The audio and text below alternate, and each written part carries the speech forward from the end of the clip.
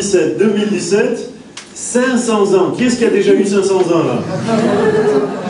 Non, non, hein, c'est un sacré anniversaire quand même, hein, 500 ans. Et cette année 2017 est une année vraiment particulière parce qu'on fête donc les 500 ans de la réforme. Les frères m'ont demandé d'en parler, je vais le faire avec plaisir, mais j'aimerais qu'on lise d'abord dans l'Épître aux Hébreux, chapitre 9 et verset 10, tu cliques une fois, et nous aurons la référence qui s'affiche. Que vous prenez votre Bible.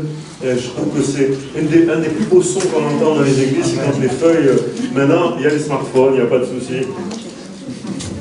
Pas de souci. Donc on lit la parole de Dieu, c'est ce qui compte. Dans Hébreux chapitre 9 et verset 10, nous lisons quelques versets de la parole de Dieu.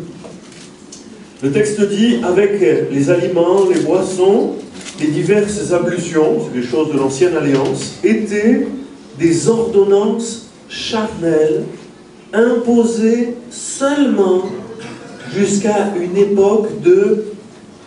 Est-ce que vous l'avez, ceux qui lisent la Bible avec moi là? Une époque de réformation. Réformation. Mais Christ est venu, alléluia. Au verset 12, il est dit qu'il est entré une fois pour toutes dans le lieu très saint, non avec le sang des boucs et des veaux, mais avec son propre sang, ayant obtenu une rédemption éternelle. Amen. Donc, il y a une époque de réformation. J'aimerais dire que la plus grande de toutes les réformes, c'est la venue de Jésus. C'est la nouvelle alliance. Il y avait une ancienne alliance et il y a une nouvelle alliance. C'est la plus grande des réformes. L'ancienne alliance, quelque part, elle était un peu charnelle, elle était matérielle. Mais la nouvelle alliance, elle est spirituelle. Amen. Le mot qui est traduit ici, réformation, ça s'est affiché en grec, c'est dia, c'est un mot composé, dia, ça veut dire au travers d'eux, et ortho, ça désigne ce qui est droit, à travers ce qui est droit, au travers de ce qui est droit. Et l'idée du mot, c'est l'idée de redresser, de remettre droit, de ramener dans la ligne divine, dans la voie droite, alléluia, dans vraiment la direction que Dieu désire. Amen. L'idée de la réformation, c'est celle-là, c'est voilà, de suivre les voies exactes de Dieu. Amen. Amen.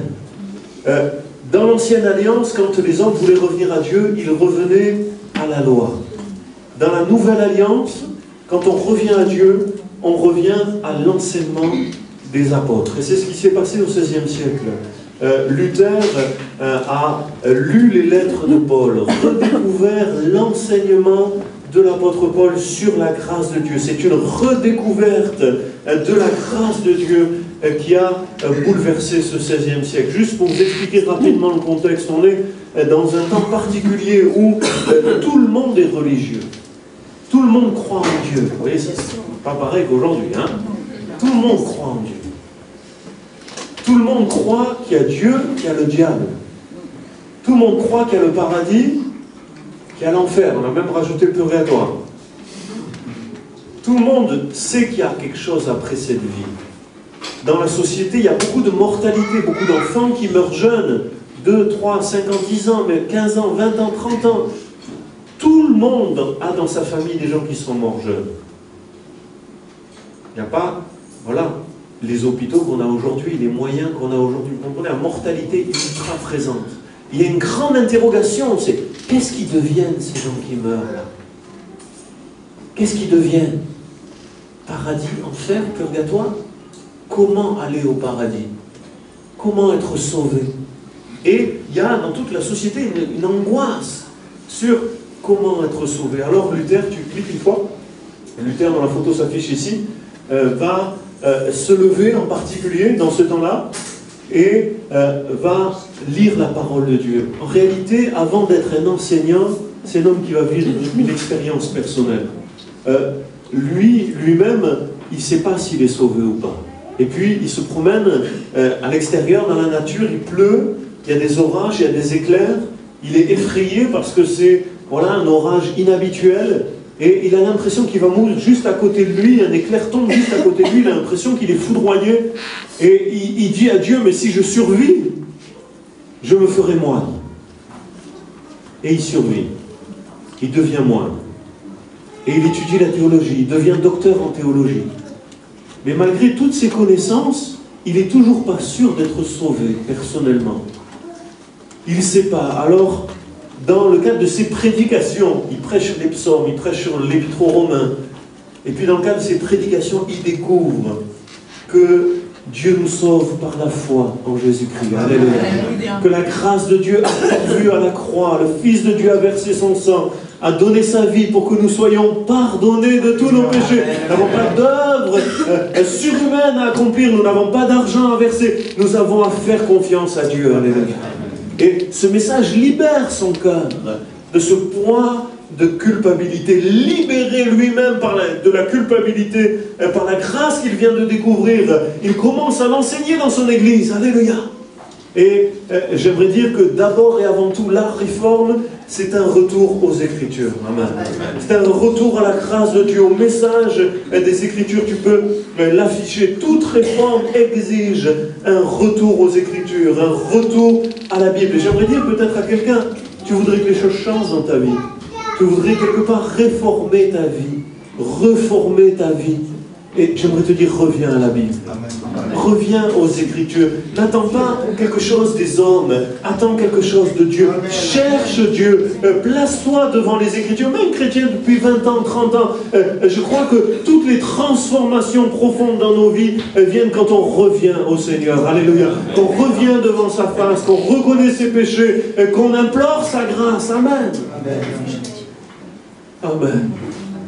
Dans son contexte de Luther, l'Église vend des indulgences.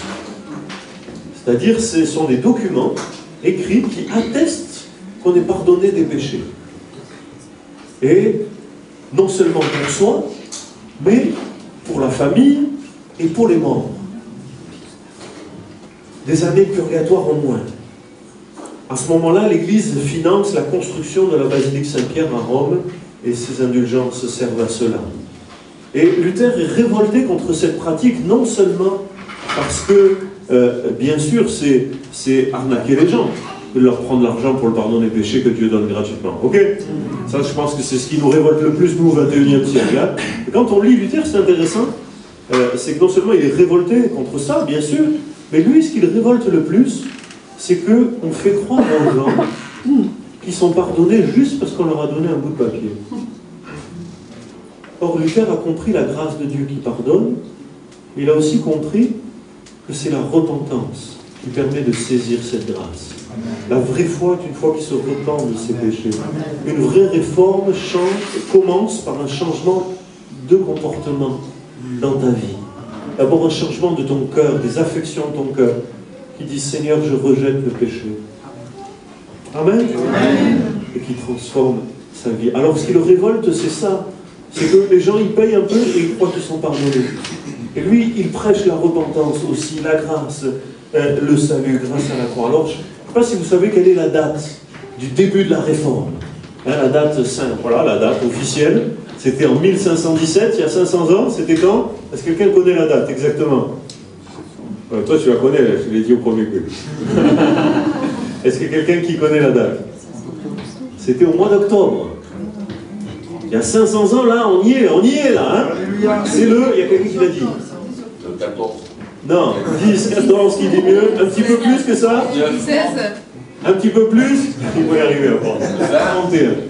31, vous ne pouvez pas aller au-dessus. 31. Et pourquoi le 31 octobre? Parce que qu'est-ce qui se passe le 31 octobre? Ici, on a oublié parce qu'en France, c'est plus trop vraiment, hein, c'est plus chaud comme à l'époque. Hein. Mais à l'époque, le 31 octobre, c'est la fête qui rassemble le plus de gens dans la société du Moyen-Âge. C'est là qu'on vend le plus d'indulgence. C'est la fête des morts. La fête des morts. Or, aujourd'hui, la famille, hein, les grands-parents, mais à l'époque, c'est très important. Les parents qui sont morts, les grands-parents qui sont morts, c'est très important. Et pour leur rendre hommage, par amour pour ceux qui sont partis, on va acheter des indulgences pour qu'ils aient un peu moins d'années au purgatoire. Vous voyez, c'est ça qui se passe. Et en parlant de cette fête des morts, je réalise que quand l'évangile est redécouvert, la grâce de Dieu qui pardonne les péchés, quand on se repent, il y a comme un combat spirituel entre une puissance de vie qui est en train de ressortir des Écritures, et une puissance de mort qui est là. Vous voyez, on n'a pas le temps de revoir tout ça, on en a parlé hier, mais au sein même du christianisme de l'époque, il y a des puissances de ténèbres qui sont rentrées. On adore les statues, on adore les idoles, on prie des morts, on parle aux morts. On a des objets porte-bonheur, on fait toutes sortes de choses qui ne viennent pas de la Bible, mais qui viennent du monde païen, d'un monde de ténèbres. Et il y a une confrontation de puissance, on redécouvre l'évangile de vie, on est confronté à une puissance de mort. Et il y a un combat, et je peux l'afficher, la réforme, une réforme, je peux l'afficher, on y est. Une réforme est une confrontation de puissance qui va exiger beaucoup de prières. Je n'ai pas le temps de le voir ici, mais Luther est un homme qui a combattu spirituellement. Et j'aimerais vous dire, vous voulez que les choses bougent, il va falloir combattre spirituellement. Amen. Il y a un ennemi qui ne vous laissera pas aller, mais il y a un Dieu tout-puissant qui est plus grand. Amen. Combat le bon combat, tu auras la victoire. Mais ne crois pas que c'est en regardant la télévision que tu auras la victoire. Amen. Luther, en réalité, ne voulait pas sortir de l'Église, mais la réformer de l'intérieur. Il ne voulait pas ameuter les foules, ce n'était pas un homme qui cherchait à ameuter les foules, mais il voulait débattre avec les théologiens. Quand, donc, le 31 octobre 1517, il affiche sur les portes de l'Église ce qu'il croit, c'est 95 thèses, c'est écrit en latin, et c'est un langage théologique, c'est pour discuter avec les théologiens de son temps. Il veut faire progresser son Église. Oui, il veut ramener l'Église vers la parole de Dieu. Mais rapidement, il va être dépassé. Dépassé par des gens qui vont reprendre ce qu'il a écrit, qui vont le distribuer partout. Récemment, on a inventé l'imprimerie. Et grâce à l'imprimerie, sa pensée se développe. Et tout à coup, dans les rues, les gens parlent de Luther et de ce que Luther a fait, de ce que Luther a dit. Et les gens sont en train de remettre en question l'Église catholique. Et puis, l'Église, bien sûr, elle est dirigée de Rome. Et là, on est en Allemagne. Il y a les Allemands, les Romains, il y a des tensions. Voilà, c'est deux grandes puissances, etc. Bon, et tout cela fait que ça devient une question sociale.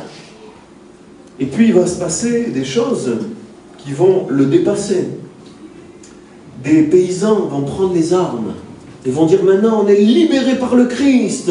Allons dans les églises. Ils vont rentrer dans les églises, ils vont tout détruire, ils vont tuer les prêtres.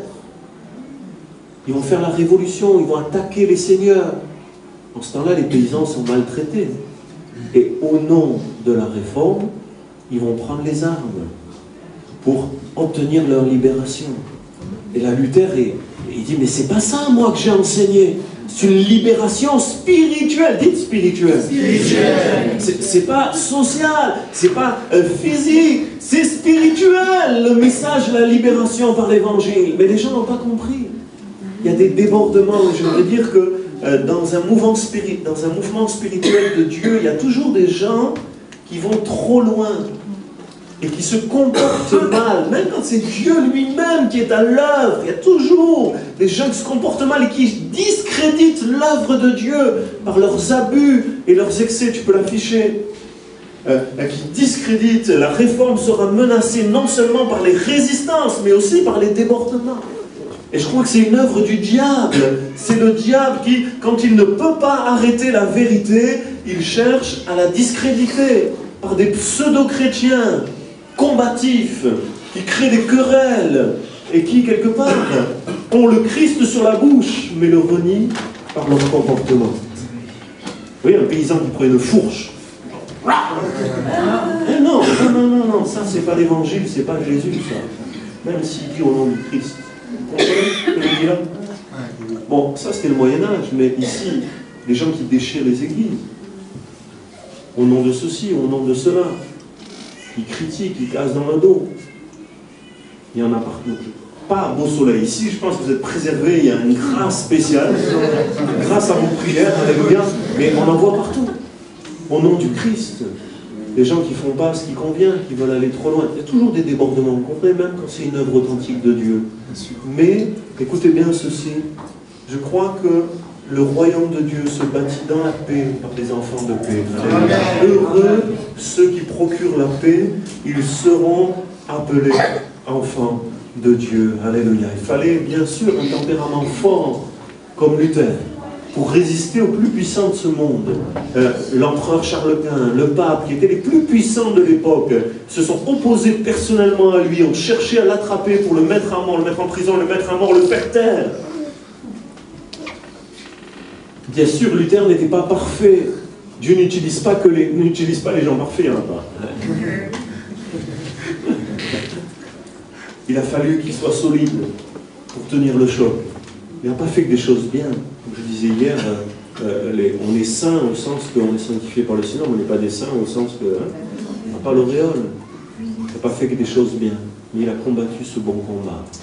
Et dans ce temps troublé, où il a été difficile de faire la différence entre le vrai et le faux, dans ce temps de combat spirituel, il y a des hommes qui se sont démarqués par un comportement de paix, un comportement constructif, tu peux l'afficher, dans l'agitation.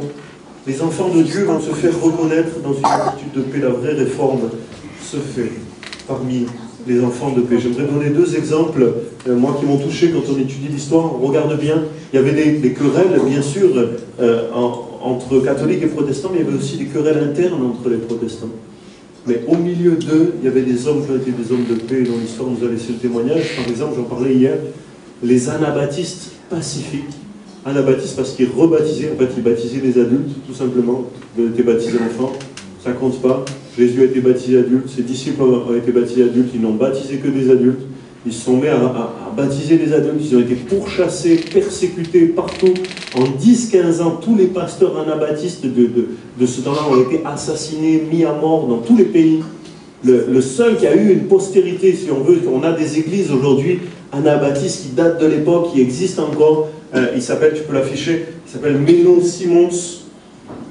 C'était un Hollandais et il est à l'origine des, aujourd'hui ils existent encore, les Mennonites. Amen. Pacifistes, parce que au milieu des violences qui avaient lieu dans ce XVIe siècle, eux, ils ont préféré la mort à la guerre. Ils ont dit, il vaut mieux mourir pour le Christ que faire la guerre en son nom. Ils étaient mis à mort, mais ils ont préféré faire comme le Christ a fait, accepter leur propre croix pour honorer le Prince de paix. Amen. Amen. Et j'aimerais dire peut-être que des fois dans nos vies, il y a des réformes à faire, mais il ne faut pas les faire n'importe comment. Il y a peut-être des vérités à dire. Il ne faut pas les dire n'importe comment. Et il faut rester un homme de paix. Amen. Un autre visage s'affiche, voilà celui de Bucer. Bucer était à Strasbourg. Et à Strasbourg, c'était une cité qui était relativement libre. Il a pu amener l'ensemble de la ville à la foi protestante, mais c'était un homme modéré. Il a cru aux enseignements de Luther, il avait une personnalité plus tempérée, et il a donné un modèle de paix. Lui, il ne baptisait pas les adultes. Partout où les anabaptistes allaient, ils étaient pourchassés. Et lui, il les accueillait à Strasbourg. Il a compris quelque chose qui est tellement essentiel. Moi, franchement, des fois, je ne sais pas, ça me revient comme ça. Si j'avais un marteau, je pouvais rentrer dans tous nos crânes quelque chose, voilà, c'est ça que je nous rentrerai dans le crâne. On peut être en désaccord et vivre ensemble. On n'est pas obligé d'être d'accord sur tout pour vivre en paix ensemble. Au XVIe siècle, il a compris ça. Encore aujourd'hui, je ne sais pas comment ça se passe, mais encore aujourd'hui, des fois, c'est compliqué. Un mari, une femme ne sont pas d'accord. Aïe, aïe, aïe. C'est compliqué. Eh oui, on peut vivre ensemble sans être d'accord. Et c'est ce que Bucer a fait à Strasbourg, en accueillant des anabaptistes avec qui il était en désaccord. Les protestants s'écharpaient un petit peu sur des points de détail. Vous voyez, ils avaient redécouvert la grâce, mais sur le reste, il y avait des débats. Et il les a tous réunis à Marbourg en 1529. Et il leur a fait signer une confession commune, confession de foi des églises protestantes, où ils se sont mis d'accord sur quasiment tout, sauf la question de la Sainte Seine, qui a été la question problématique, et qui, sur lequel Luther et Zwingli en Suisse, ils se disputaient entre eux, mais là il a fait le médiateur entre des positions divergentes, jusqu'au bout.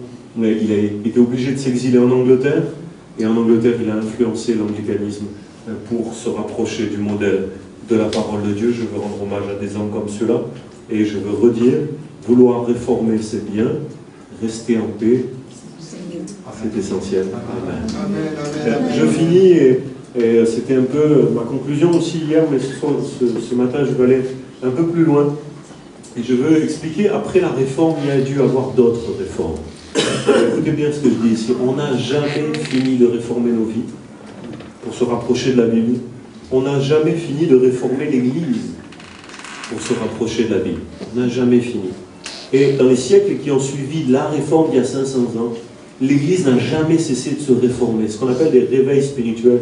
Je sais que les frères en parlent. Réveil spirituel, c'est des temps où le Saint-Esprit visite l'Église et l'amène dans une nouvelle dimension, la modifie, la transforme pour qu'elle soit toujours plus à l'honneur de Dieu. Amen. Alors, chaque siècle, et c'est schématique bien sûr, mais chaque siècle a été marqué par des mouvements différents. Après le XVIe siècle, et tu peux l'afficher au XVIe siècle, c'était l'angoisse du salut. Il a fallu redécouvrir la grâce de Dieu. Les gens avaient l'angoisse du salut, il a fallu redécouvrir la grâce. Au XVIIe siècle, c'était l'époque, tu n'affiches pas, hein? C'était le XVIIe siècle, mais bon, le XVIIe siècle, c'était l'époque un peu de l'intellectualisme. Dans le monde protestant, on s'est mis à étudier la Bible à fond et à discuter des points de détail. Et on a vu toute la doctrine. Là, il y avait des gars super, hein? Mais sauf que ça devenait théorique. Il n'y avait plus d'expérience. Luther, quand il parle de la grâce et du pardon des péchés, il a pleuré sur ses péchés. Oui, c'est pas une théorie, il a pleuré sur ses péchés. Il a été angoissé pendant des années à cause de ses péchés. Quand il dit « Seigneur m'a libéré », c'est une réalité pour lui. Mais au XVIIe siècle, les gens ils ont commencé à voir une théorie pour eux. Une théorie parce qu'ils n'étaient même plus conscients de leurs propres péchés. Ils n'avaient plus de relation authentique avec Dieu. Alors il y a eu au XVIe siècle ce qu'on appelle le piétisme, un grand mouvement de retour à une vraie relation avec Dieu, de vie de prière, de lecture biblique, voilà, de communion spirituelle avec le Seigneur. Amen. Au XVIIIe siècle, je passe rapidement, c'était quoi le XVIIIe siècle? C'était le siècle des Lumières. Hein, en France, en Allemagne, en Europe, on s'est pris pour des Lumières. Et Dieu a agi au XVIIIe siècle par des réveils qui ont été marqués par la repentance. Au siècle de l'orgueil des Lumières, Dieu a visité son peuple dans la repentance. Alléluia. Amen. Au XIXe siècle, était le siècle du romantisme sans morale. Romantisme sans morale, du relâchement, c'est la révolution industrielle, les gens quittent les campagnes et les valeurs se transforment. Et voilà, c'est le début des relâchements moraux, le XIXe siècle, vraiment. C'est un siècle qui a été marqué dans nos églises, dans les églises de la Réforme, par les mouvements de sainteté. Une recherche de sainteté de plus en plus grande, alléluia. Et dans ce contexte de recherche de sainteté, le pentecôtisme est né au XXe siècle, le siècle du matérialisme. Dieu s'est manifesté de manière surnaturelle, alléluia. La puissance du Saint-Esprit. Il y a comme dans l'histoire des réformes qui ont succédé à la réforme, il y a comme une logique spirituelle que j'essaie d'exprimer ici. Et hier, je finissais en disant, et que sera le XXIe siècle? Quelle sera la réforme du XXIe siècle? Et sur ça, j'aimerais dire, on le saura au XXIe siècle. Aujourd'hui, on n'est pas, moi je ne suis pas un devin, je ne veux pas me faire passer pour un devin. Mais quand je regarde la société d'aujourd'hui, on verra comment ça évoluera, mais je vois une société individualiste. Plus que jamais, les gens contestent toute forme d'institution. Toutes les institutions sont contestées. De la famille jusqu'à l'État, jusqu'à toutes l'école, tout est contesté. Un refus de l'autorité, un individualisme, avec des conséquences terribles sur les familles, on les connaît, mais des conséquences sur les cœurs. L'homme qui est seul, qui est seul, qui se conçoit seul, il souffre de sa solitude. Il est inquiet, il est dépressif, il est angoissé, il est anxieux, parce qu'il n'a plus de cadre. Il n'a plus de cadre. Et il me semble, tu peux l'afficher, moi il me semble que peut-être au XXIe siècle, Dieu va envoyer un réveil d'amour. Dieu va réveiller l'Église avec une plénitude d'amour, une dimension d'amour qu'on n'a peut-être pas connue dans les siècles derniers, avec plus d'amour pour offrir une famille à ceux qui sont sans famille. Alléluia. Offrir un refuge aux angoissés de notre génération. Amen. Et j'aimerais dire, Église de Jésus-Christ, il est temps aujourd'hui de se lever pour notre génération. Pas seulement se faire du bien, à chanter, à louer Dieu dans nos locaux, mais à se lever pour notre génération afin d'être un refuge pour ces générations sans repères, sans valeur, mais aussi plein d'anxiété et de souffrance intérieure. Amen. Amen. Amen. Remettre de Dieu à notre individualisme, l'amour et des églises fortes en amour. Amen. J'aimerais qu'on ferme nos yeux et que maintenant on se tienne dans la prière. Je finis avec cette pensée. Je crois que l'amour, c'est pas seulement une belle idée, mais c'est un engagement. Et ce matin, j'aimerais nous appeler à prendre un engagement devant Dieu. Tu seras offensé, tu seras rejeté, peut-être méprisé, tu seras incompris. Peut-être dans ta propre église, c'est la vie. C'est la vie dans ta propre famille, auprès de ceux en qui tu avais fait confiance. Mais l'évangile, c'est vivre l'amour envers et contre tout. Alléluia. Et j'aimerais qu'on puisse s'engager ce matin en disant, Seigneur, je veux aimer jusqu'au bout. Je veux aimer jusqu'au bout. Dans une génération où on laisse tomber, on s'occupe de soi. On est tellement déçus qu'on s'occupe de soi et on laisse les autres. On a tellement souffert qu'on se barricade, on se protège. Et on souffre finalement à cause de notre propre égoïsme. Dans une société sans cœur, Dieu appelle des hommes, des femmes à se lever et à dire « j'aimerai jusqu'au bout ». Et si vous désirez prendre cet engagement devant Dieu ce matin, levez-vous à votre place. Levez-vous, gardez les yeux fermés, restez dans la prière. Levez-vous à votre place en disant « Seigneur, je m'engage. Seigneur, je m'engage à vivre l'amour. Dans mon église, dans ma famille, autour de moi, je m'engage à vivre l'amour comme l'évangile l'enseigne. Je m'engage à pardonner à tous ceux qui vont m'offenser. Je m'engage à bénir ceux qui me maudiront. Je m'engage à vivre l'évangile. Alléluia. La puissance qui touchera ce monde, c'est la puissance d'un amour inconditionnel. Celui de la grâce de Dieu.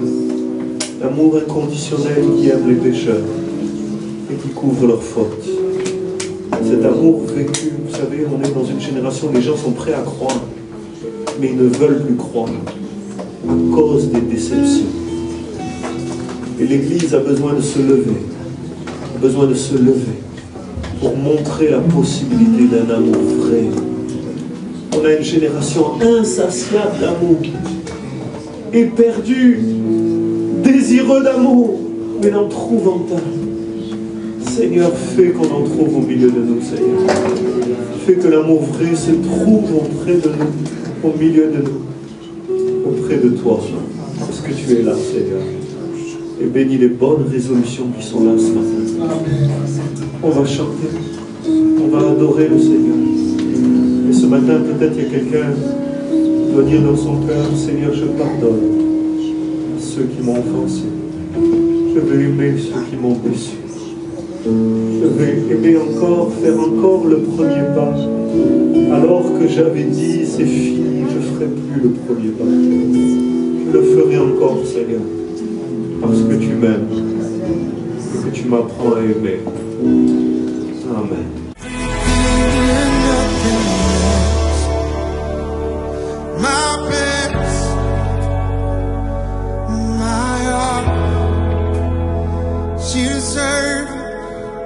You deserve my